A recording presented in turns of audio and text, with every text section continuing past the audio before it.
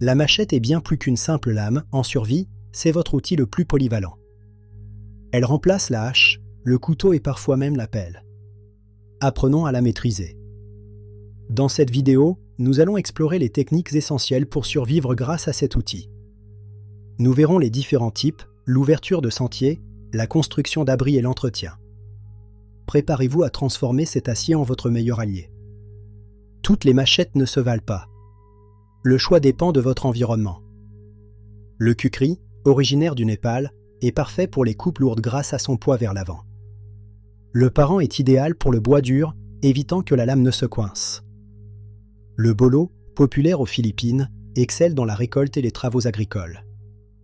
Choisissez une poignée ergonomique et une soie pleine pour une durabilité maximale.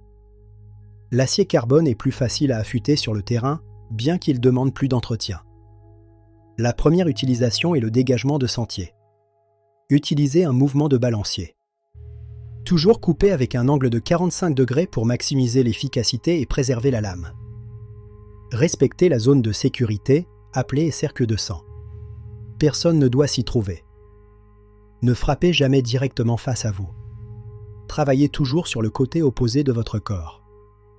Laissez le poids de l'outil faire le travail.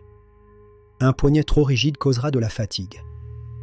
Économisez votre énergie. Ne coupez que ce qui est nécessaire pour passer. Anticipez la fin du mouvement. Si vous manquez votre cible, où finira la lame? La sécurité passe aussi par le rangement systématique entre deux utilisations. Pour construire un abri, la machette est l'outil de charpente par excellence. Elle permet de couper rapidement des perches pour la structure principale. Utilisez des petits coups précis pour tailler des encoches et assembler vos bois. Elle facilite la récolte massive de matériaux de couverture comme des palmes ou des branches. Le dos de la lame peut servir à niveler le sol ou retirer l'écorce. Un abri construit à la machette est robuste et peut être monté en moins d'une heure. Taillez des pieux pour sécuriser votre structure au sol. Un bon abri commence par une bonne lame. Votre confort en dépend.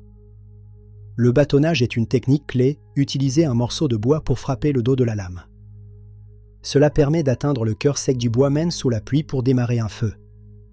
Pour l'allumage, la machette peut produire des copeaux extrêmement fins.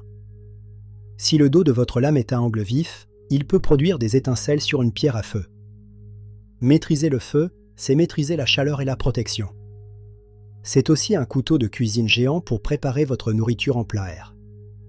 Elle reste toujours à portée de main, prête pour la prochaine tâche. Une fois le travail fini, elle est le gardien de votre campement. Un outil émoussé est un outil dangereux.